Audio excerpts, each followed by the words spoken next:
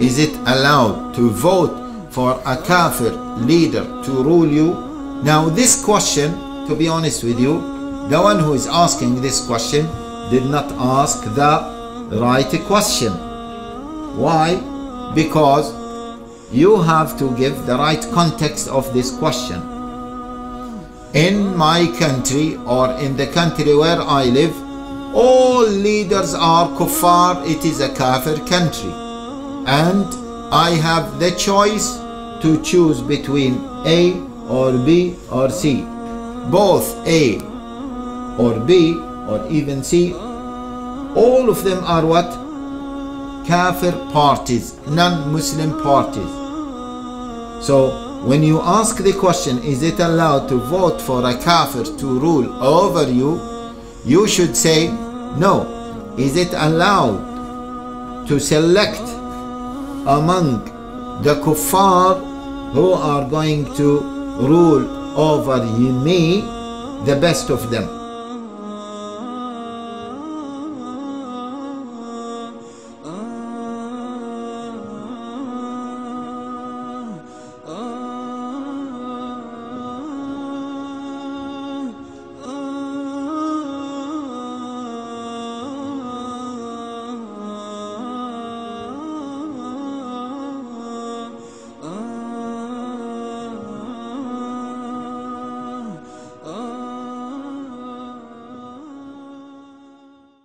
بسم الله الرحمن الرحيم.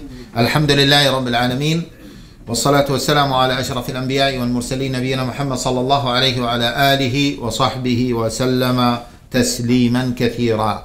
Welcome to this episode, which is part of this session, political participation, which is part of this series, which is Living Islam in the West. In the previous episode, we spoke about the general features of the Islamic state, or the Islamic political system, or the law of governance according to Islam. In this episode, we will get into the issue of political participation in the West. Muslims to participate in the political process in Western countries or in non-Muslim countries in general. What is the ruling regarding that? Now, in order to understand this topic, we have to maybe break it down, and we have to speak about, first of all, taking part in the political system itself, or in other words, be a member of the political elite or the government. Being part or become a member of the government, whether the legislative body or the government itself.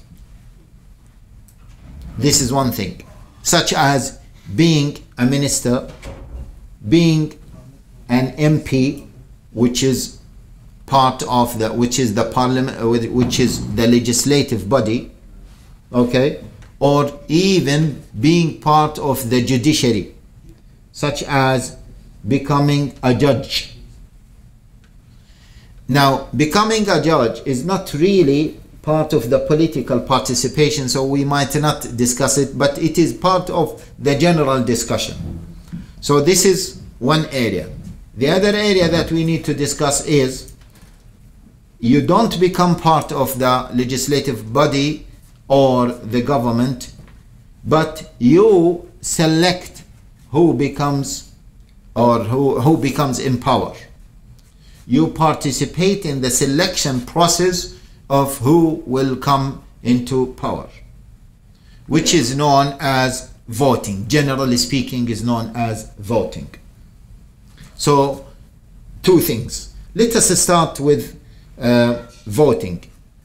Let us start with voting. However, just before discussing voting or other types of political participation, we need to remember certain rules, maybe two important rules. First of all, we have to understand that political participation in general is allowed, is permissible. Why is it permissible? If someone were to say, what is the dalil that it is permissible? We say that generally activities that are not classified as ibadah activities, non-rituals activities, non-ibadah activities are what? Permissible. Okay? Whether political participation, whether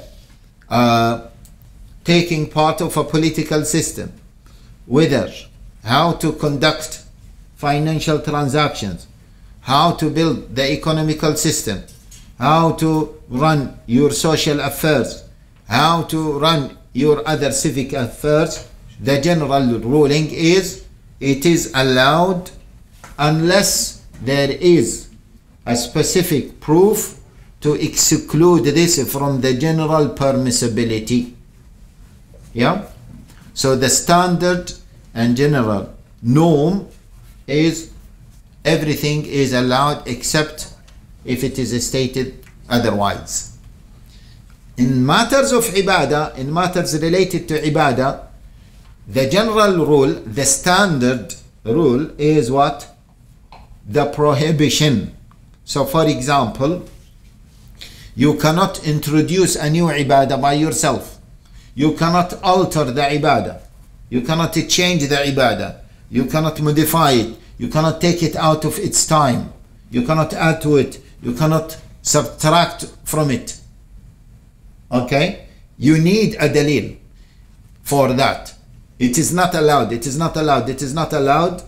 And you can only do ibadah according to what has given to us by the legislator, according to what has been legislated clearly to us. Is this point clear? Why is this? Because, my dear respected brothers and sisters, if we say that no, our activities, all of our activities are strictly regulated by shari'ah, which means that we cannot do anything unless there is a dalil to tell us that this is allowed, then life will be so restricted and so impractical. How is it allowed to have mobile phones like this? You need a dalil for that. Is it allowed to wear these clothes? You need a dalil for that. Is it allowed to have a traffic lights like this? Is it allowed to have the traffic system like this? You need a dalil for that. You need a dalil for that. You need a dalil for that. And that is impossible. Are we clear about this point? This is impossible. Yeah? And that is not the wisdom of Allah Jalla wa Ala. Yeah? Okay. On the other hand, how to worship Allah directly, you need to worship Him according to what He likes. Agree? So you cannot imagine that this is the best way to worship Him and you worship Him accordingly. That's why, okay, that's why Hadith Aisha radiallahu ta'ala anha says, من عمل عملا ليس عليه أمرنا فهو رد. Whoever acts upon something that is not part of our affair, he will have it rejected. Anything that is not part of our affair will be what? Rejected. Okay? Now, this means that when we come to issues such as political participation or voting, or maybe running demonstrations or participating in marches and demonstrations, people ask the question, what is the dalil that it is allowed to participate in a demonstration? The question is wrong. Is it clear? The question is wrong, because the original principle is what? The original ruling is what? that it is allowed. Yes, that it is allowed. So you need to say, okay, what is the dalil or the what is the evidence that it is not allowed to participate in marches and demonstrations? Are we clear about this point? Some people mix between a few things. They say, but in marches you are going to have free mixing. See, there is a difference between the permissibility of the act itself and the impermissibility of the act, not because of itself, but because of some external factors that have existed in this matter. Okay, so if free mixing happens in demonstrations, we don't say that demonstration is haram. We say what is haram? Free mixing that takes place in demonstration is haram. And there is a difference between this and that. Similarly, when we talk about political participation, they say, what about, they say no, it is not allowed because participating in a democratic kufr system is haram. What about participating in an Islamic state, in the political system of an Islamic state? Is it still haram? No one will say it is haram. Agree? So don't say that it is haram because it has some other practices that are normally associated with it. No, we have to differentiate between what is haram, yes, and what is halal because of itself, yes, and what is haram because of itself only. Okay, so this helps us to understand the topic. Moreover, my dear respected brothers and sisters, Allah Jalla wa Ala laid down this rule, which is that the original principle regarding human activities, whether political activities, social activities, or other types of activities, is permissibility. Allah Jalla wa Ala is encouraging us to be what? To be creative and innovative. Okay? And to be flexible and to flourish, because you don't have restrictions, you just have outline guidelines of shari'ah. Okay, so you can flourish, you can innovate new ideas, you can create new systems, new schemes, new ideas, and so on. Clear? And that's why we always say that if people or Muslims want to participate in political process, those people, they have to have that mind frame that is flexible mind frames, flexible mindsets, because sometimes they have to innovate and create new ideas in order for them to progress. But if they have this restrictive mindset, they will not be able to flourish and grow. Is it clear?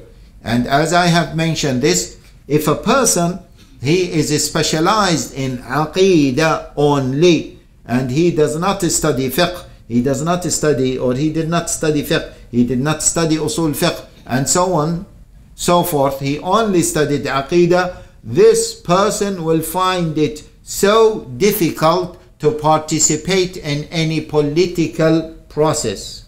Why? Because studying aqidah alone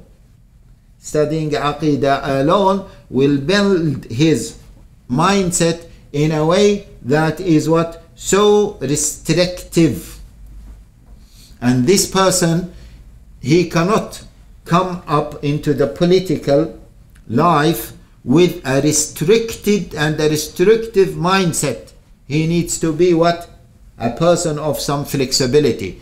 It doesn't mean that studying aqidah is not good for people who are involved in politics. No, we are talking about a person who is specialized in Aqidah and he did not study anything except what? Aqidah. That's why we see those brothers who came to Islam, newly to Islam, and they did not study Islam in a comprehensive way. They are those people who reject political participation and those who oppose political participation, because they, whatever they understood of Islam is matters related to what? To Iman and Kufr and how to enter Islam. And they also studied matters related to how to perform Salah. So these matters do not give them the right understanding of Islam, that Islam in certain areas is restricted, but in some other areas Islam has a level of freedom and flexibility.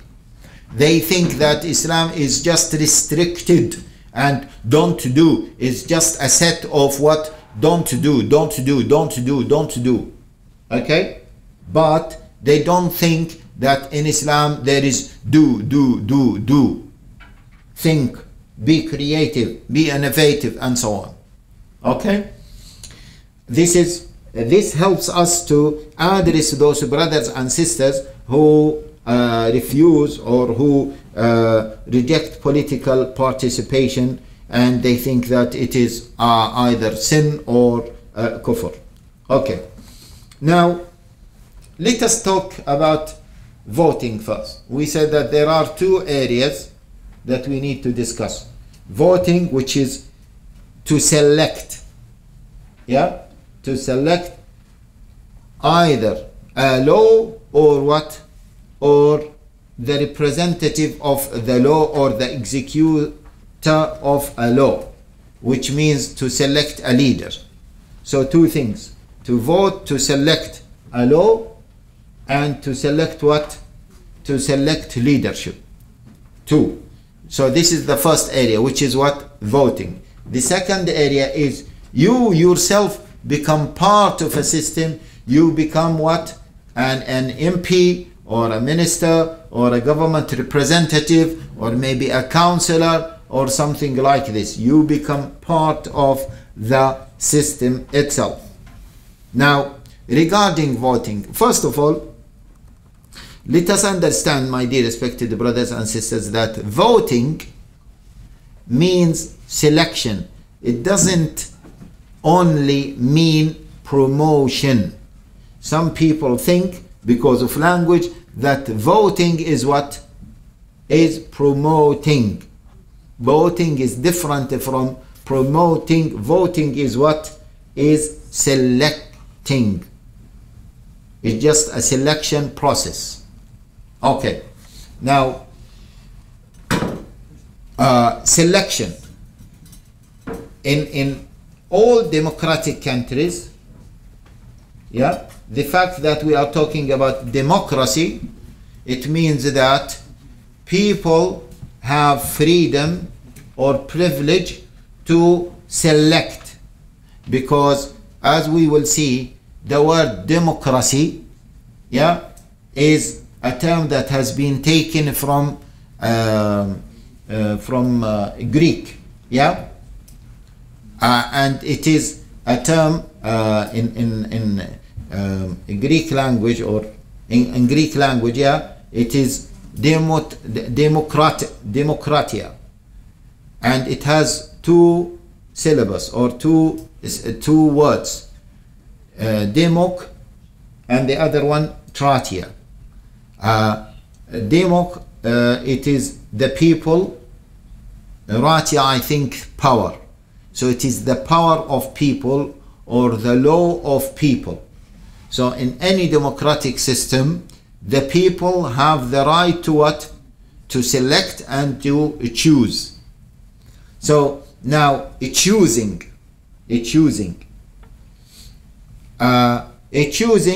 sometimes takes the term as voting.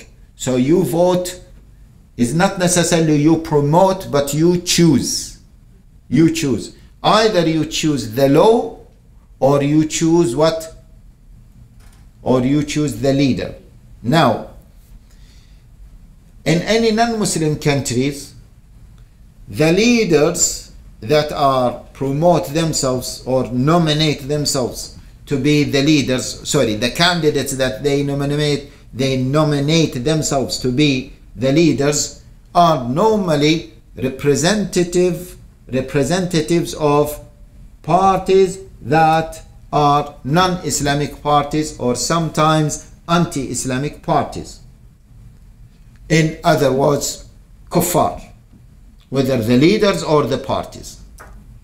Yeah? Now, is it allowed? The question is it allowed to choose a kafir leader to rule you? Is the question clear? Is it allowed to vote for a kafir leader to rule you? Yeah? Now this question, to be honest with you, the one who is asking this question did not ask the right question. Why? Because you have to give the right context of this question.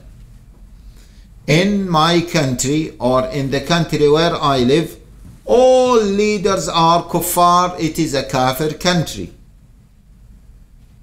And I have the choice to choose between A or B or C. A, B or C. Both A or B or even C, all of them are what? Kafir parties, non-Muslim parties. So when you ask the question, is it allowed to vote for a kafir to rule over you? You should say no. Is it allowed to select among the kuffar who are going to rule over me, the best of them?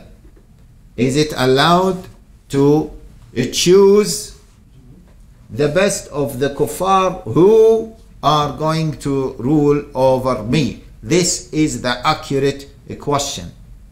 Because if you say that, is it allowed for me to vote for a kafir to rule over me? This means that you have the choice to select a Muslim to rule over you, and that is not true. Is it clear? Okay? Because at the end of the day, myself living in Britain, the parties that may rule is either the Labour or the Conservative, the Tory, or the Lib Dems, or some other small parties. It is unlikely that any of them will win. So the three main parties, the Labour, the Conservative, yes, and the Lib Dems, all the three parties are what? Kuffar. One of them will rule. Definitely one of them is going to rule. So now when I vote for Lib Dems, I'm not voting for a kafir and selecting him while I have the choice to what? To vote for a Muslim party and to select a Muslim party. Is it clear? This point is normally misunderstood by so many brothers and sisters. They say, is it allowed to vote for a kafir party? Yeah? No, don't ask this question. This is very similar to ask the following question. Is it allowed to eat dead meat? Yes? Is it allowed to eat the flesh of dead meat, of dead animals? Yeah? Aha. Yes. If a person is striving to death, sorry, if the person is starving to death and he has no choice but to die or to what? To eat haram food, then his question or her question will make sense, which is what? Is it allowed to eat haram meat. But a person who is finding different halal choices will never ask this question, is it allowed to eat haram food? Did we get this? Yes? So here, if we have all parties that may win the election and one of them might become the leader, yes, all of them are kuffar. So you don't say, is it allowed to vote for a kafir? No, you should say, is it allowed to choose among the kuffar the best of them? So this is the right question. Once we understand the right question, we will understand that, of course, it is allowed. In fact, someone might say, no, it is not just allowed, it is what? It is a necessity, it is obligation. Because if a kafir says to you, or a party says to you, if I win the elections, I will not allow women, I will ban hijab, I will not allow women, Muslim women, to wear hijab. Okay? And the other party said, I will give freedom to Muslim women to wear hijab, as I am giving freedom to non-Muslim women to wear other things.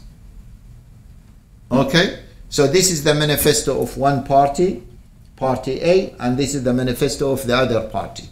Party A said, we will ban hijab. Party B said, no, we will allow hijab. Not because we are Muslims, they are kuffar, but because obviously Christians have freedom to practice their religion, Jews have freedom to practice their religion, Sikhs are allowed to wear their turbans, Hindus are allowed to practice certain Hindu issues. So we should allow Muslims to wear hijab. What's the problem? So in that case, what are we going to do?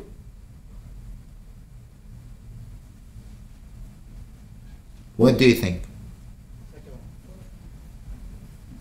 In this case, we don't say that it is just allowed to vote for the one who allows hijab. No, we might say that it might be obligatory to what? To vote for that party. Agree? Okay. Now, so this is, I just want I want everyone to understand, what does voting mean? Means selection. You select from options, and sometimes all options are kufr, all options are bad, all options are negative. But there are different between kufr and kufr. Abu Lahab was a kafir, the uncle of the Prophet ﷺ.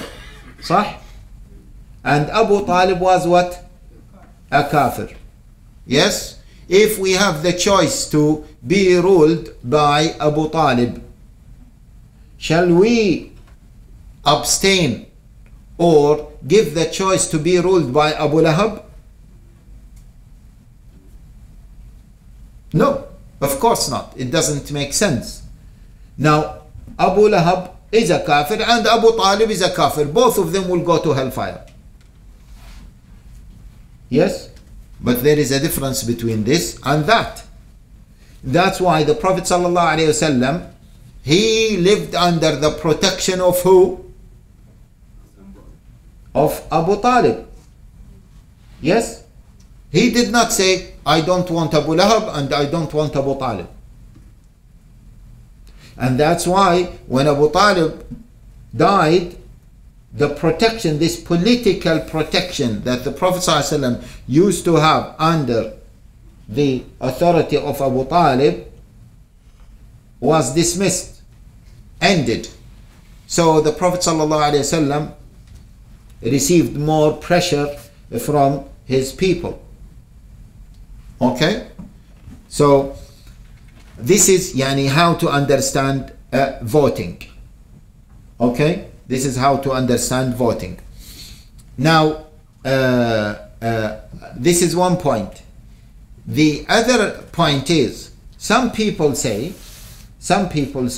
that by voting you approve the kufr that this party is what is promoting. This is one of the main criticism against the permissibility of voting. Two main criticism against political participation. Okay, one of them is you will be involved in some haram activities, and the other one is you will be part of the political system.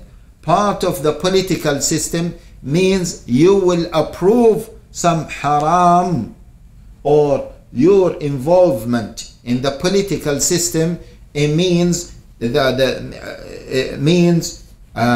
implicit approval of the haram. Okay, indirect approval of the haram. And we say no, that is not necessarily the case. That is not necessarily the case. Okay, let me explain this more. Approval of haram. They say if you vote for A, who is going to allow women to wear hijab, that is true. But this A is not going to say that he will implement shari'ah. Agree? He will say that he will implement what? Man-made law system, which is kufr. So you are approving him what? You are approving him governed by kufr. So you are approving kufr. We say no. We say no. I have selected him because if I don't select him, kufr is still there. Is it clear? Kufr is still there. So I am not selecting him because he will have kufr as the legal system. No, kufr is there anyway.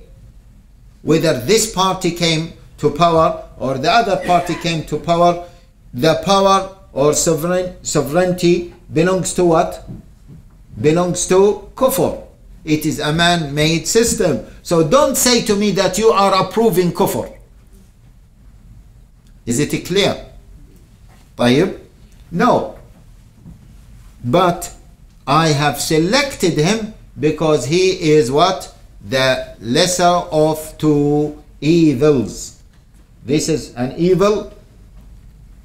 Abu Lahab was evil. Abu Talib was evil. Both of them are kuffar. Both of them will go to hellfire. Agree? But Abu Talib was far better than Abu Lahab. I hope that the matter is clear. The last point I would like to mention about voting. How are we doing with time? Okay, good. The last point that I would like to mention about voting is the fact that Allahumma salli ala Muhammad. Yes. The fact that in any democratic system, voting in any democratic system, whether you actively vote or you do not vote, you are voting. In fact, you voted. Whether you vote or you don't vote, as a matter of fact, you have what? Voted. Let me tell you this example. We have, let us say, in a country, we have 10 million people. 10 million people. We have party A, party B, okay? Party A and party B. 4 million people vote for A. 3 million people vote for B. Okay? And the other 3 million people abstained. You know, abstained, they did not vote. So who will win? generally speaking, in democratic system, who will win? A. Agree? Okay. Now, those who abstained, the 3 million people who abstained, for clarity, let us say A got 4 million votes, B got 3.5 million votes, and 2.5 million people abstained. Yeah? So A will win. Now B will need 500,000 votes or 1 million votes to win. Agree? Yes? Yep. So if we abstain from voting, we are helping A to win. Agree or not? Yes. Indirectly. Did you get this? We help A to what? To win. Because if imagine that we as Muslims are those who abstained, the 2.5 million people. If we said A is evil, is worse for Muslims, we don't want A to win, we want B to win, what are we going to do? Vote for B. So once we vote for B, B will win. If we say no, voting is haram, we don't want to vote, what will happen? A will win. Who made A to win? C. Those who abstained, as well as those who voted directly for him. Did you get this? So those who voted for A and those who abstained, both of them supported A to win.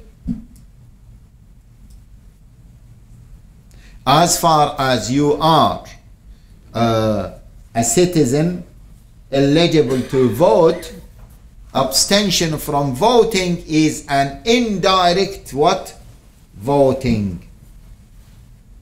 So let us not say that, oh, if I don't vote, I will not promote or I will not help a kafir system to rule over us. No, you are going to help a kafir system to rule over you.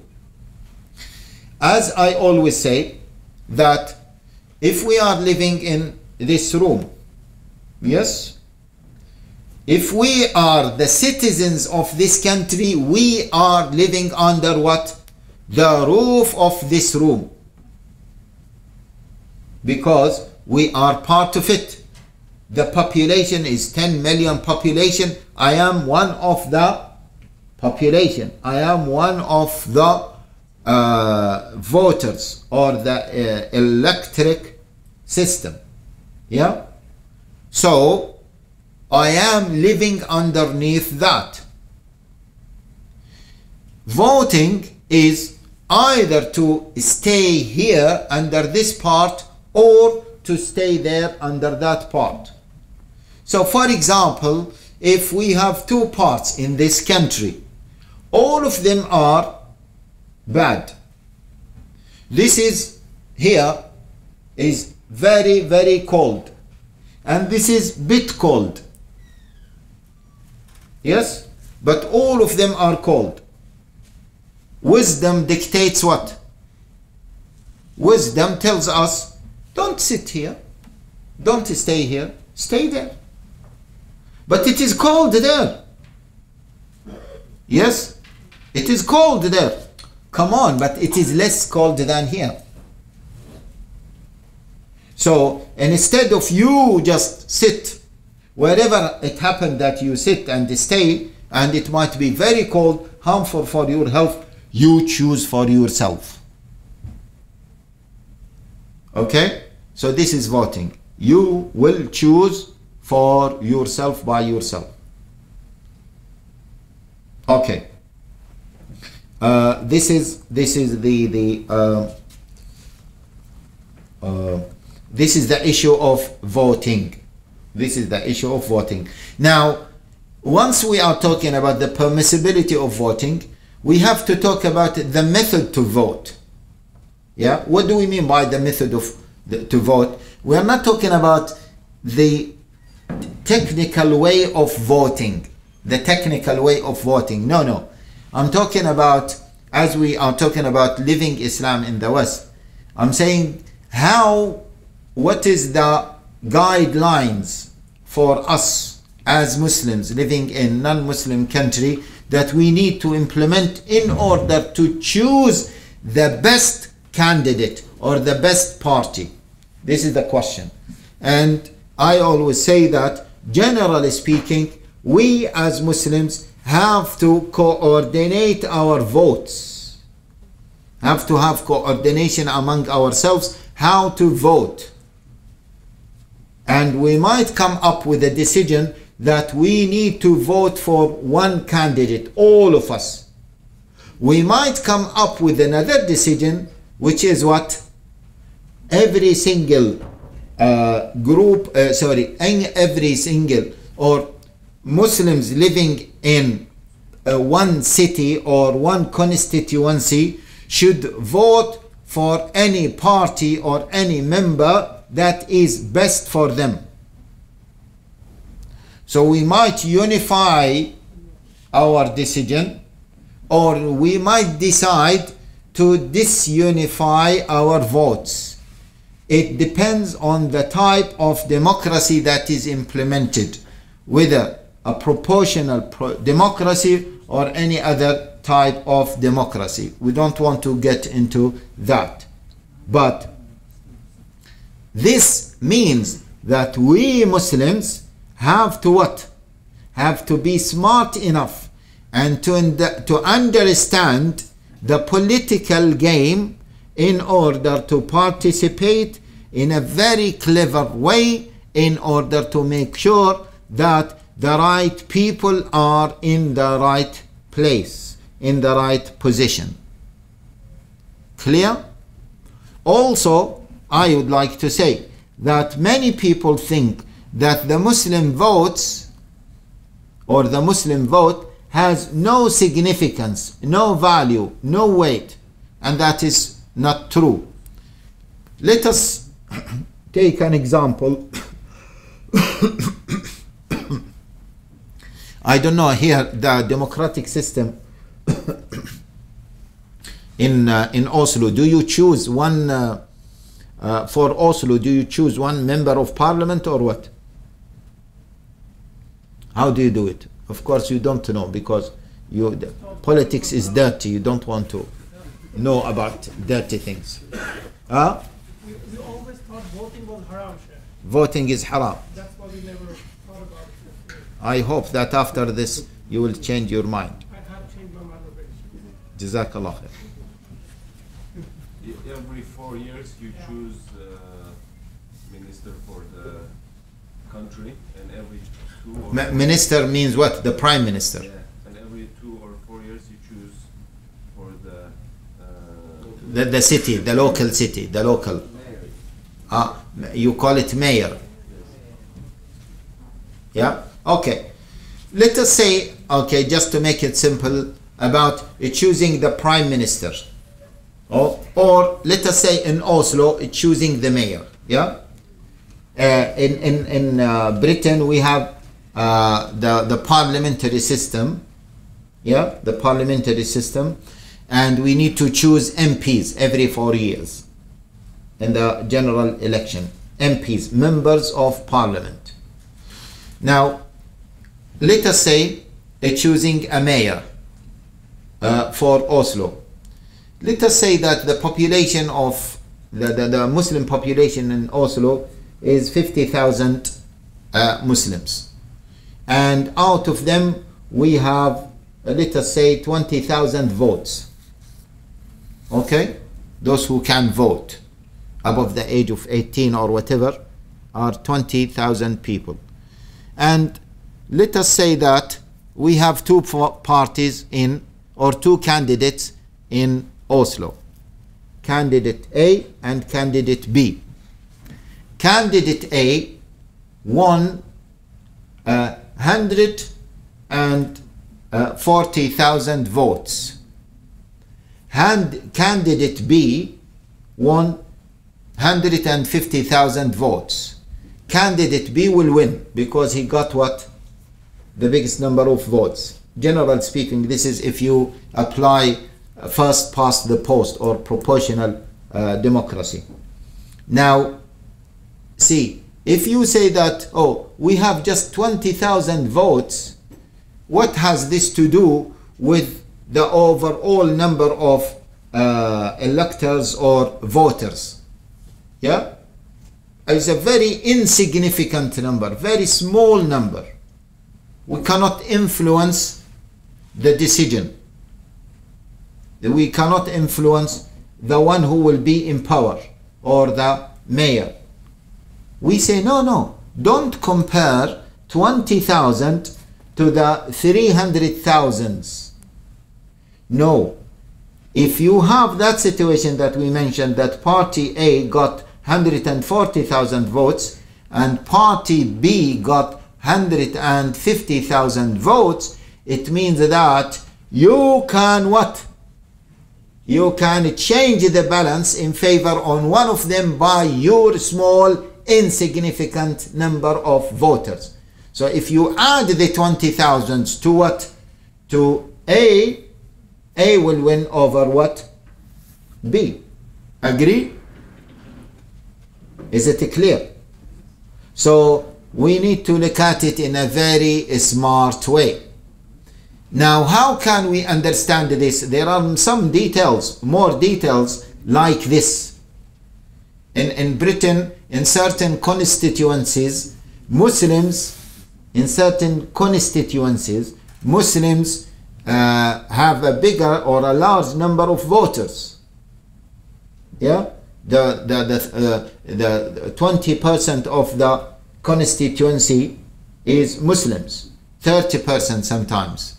So those people can play a major role, even if the population is small. 10% of the population of that constituency or the voters of that constituency is Muslims, then they can, if they strategically vote or know how to vote strategically, then they will make a change in the political game.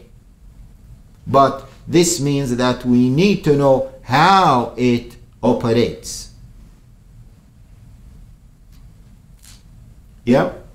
Clear? We might have, we will have a session inshallah for the question and answer. طيب. This is how to vote. Of course, there is much to be said about how to vote, but my point is that, see, brothers and sisters, don't imagine, don't be negative all of the time, and our votes will not make any difference. Yes?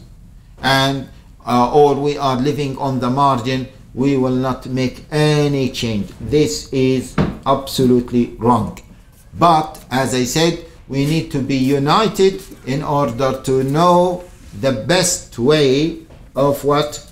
Of voting and how to play it correctly. Okay? طيب.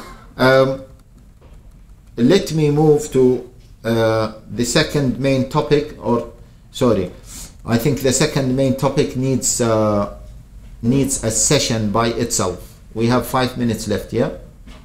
Okay, the second main topic needs a session by itself, which is what? Being a member of the parliament, being a member of the legislative body. Yeah, that needs some discussion. Okay, before we end this, as we have very limited time, democracy and shura. Yeah, what are the differences? First of all, my dear respected brothers and sisters, don't imagine that democracy is kufr. Immediately people say democracy is kufr. No. What is democracy? As we said, that democracy came from the Latin word or the Greek word, which is demokratia. the law of people, or the rule of people. Initially it was used as a mechanism or a tool to choose something. Yeah? For example, we are living here. We say, brothers and sisters, shall we stop now or shall we take a QA session? I'm asking you a question and I want an answer from you. So now, how can we decide? We will have different ways to decide. Either we will say, we will consult you. We have the first choice is to say what? Stop now. The second choice is to say, let us have a QA session. So we have what? Two parties. Vote for A and vote for B. The maximum number of people vote for A, or we will go for what? For the one that wins the maximum number of what? Of votes. Are you following this? Yeah? Are you following? Now this is what? This is a mechanism. A mechanism to choose what? To choose, to decide. What's wrong with that mechanism? You call it democracy, you call it shura, you call it whatever you want to call it. It is a mechanism to select. No sane person will say that this is democracy, this is haram. No sane person will say, apply Qur'an and Sunnah. Come on. I'm telling you, shall we stop now or shall we stop later? This has nothing to do with Qur'an and Sunnah. Are you following this? Yes? So as a tool, it is a tool, a mechanism that can be used. In fact, the Prophet ﷺ used this tool. In Bay'at al-Aqaba, the first pledge of allegiance, yeah? The Prophet ﷺ, the second one, over 80 people came to give the pledge, the pledge of allegiance to the Prophet ﷺ, and the Prophet ﷺ wanted to talk to them. So the Prophet ﷺ said to them, select from you nuqaba. Nuqaba means what? Amirs, 12. You select and come. So he told them, go and apply sort of shura or democratic system in order to select your amirs and come to talk to me. Are you following? Now, the story that we mentioned about Umar ibn al-Khattab radiyallahu ta'ala anhu was what? Umar ibn al-Khattab, when he was stabbed, he gathered the 6 people who are considered to be the dignitarians or the people of authority, Ahl al-Hall wal-Aqd. Yeah? Abdul Rahman ibn Auf, Sa'd ibn Abi Waqqas,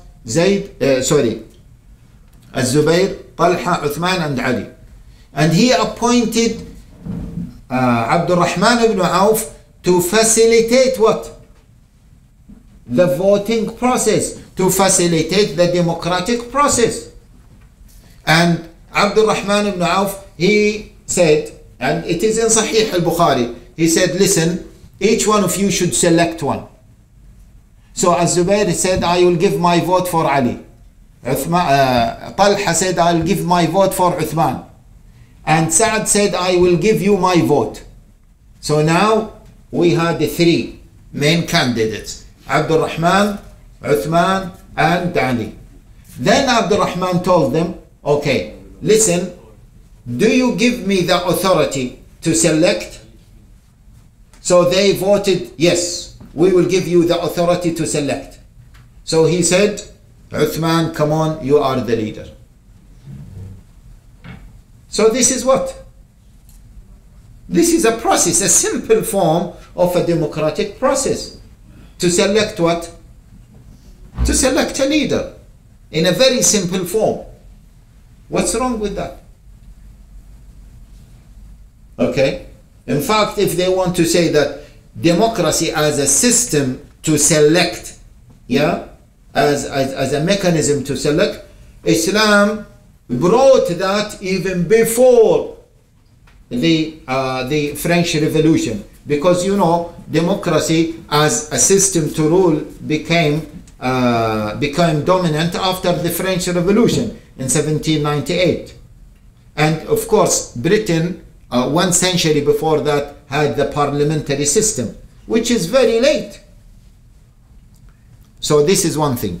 The other thing is, when we talk about democracy as a tool to choose a rule, to choose a law, then we have to differentiate between, is it a law that is a matter of ijtihad, or is it a law that is confirmed by Qur'an and Sunnah? If it is a law that is confirmed by Qur'an and Sunnah, then we said in the beginning the features of the Islamic state or the Islamic political system, sovereignty belongs to who? To Allah. وَمَا كَانَ لِمُؤْمِنٍ وَلَا مُؤْمِنَةٍ إِذَا قَضَى اللَّهُ وَرَسُولُهُ أَمْرًا أَن يَكُونَ لَهُمُ الْخِيرَةُ. There is no choice for believers once Allah Jalla wa Ala declares anything or decides on anything. There is no choice for them. So we cannot choose a democratic system to choose what? A law that is confirmed by Sharia. Okay? Let alone to have the democratic system to choose between Sharia and Kufr. We say we must choose Sharia. Is it clear? Even that, we said we must choose Sharia. But the leader himself, if he has the power to implement Sharia, he must implement Sharia. And the people, they have to choose for Sharia. They have to vote for Sharia. So there is a difference between the leader and the people in these matters. So democracy as a mechanism to choose the law or the sovereignty, this must be given to Allah Jalla wa Ala, because Sharia, because sovereignty belongs to Allah Jalla wa Ala. So we have to differentiate between democracy as a system or as a tool to choose the leader, and democracy as a tool to choose what? To choose the legislation or the law of governance. Even that, democracy as a tool to choose the law of governance, we have to differentiate between two cases: the leader himself and the people. If the people were consulted, shall we go for Sharia or for any other system, they must vote. If they don't vote, they are sinful and they might be committing an act of kufr. If the leader said, okay, I am giving you the choice. You want Sharia or you want man-made law? You must, as Muslims, you must choose Sharia. Agree or not? You must choose Islam. You must vote for that. If you know that the other people will choose non-Islamic system, it is haram on you to allow them. It might be kufr to know that, yes, what will happen is the other people will win and the non-Islamic system will rule and we are happy, we don't care. This might be kufr. Did you get this? Because you are facilitating for kufr to be on power. You are facilitating to give sovereignty to kufr, or to give kufr sovereignty. Are you following this? So that's why we have to be careful when we talk about democracy. And let us not oversimplify the matter. Democracy is kufr, democracy is not allowed, full stop. This is oversimplification of the matter, and it shows that the person does not know what he or she is talking about. Okay? طيب. Let us stop here, and I thought that we will be able to take the other part or the final part of political participation, which is being a member of any legislative body. Inshallah, we will cover it in the next episode. Jazakumullahu khairan. Wassalamu alaikum wa rahmatullahi wa barakatuhu.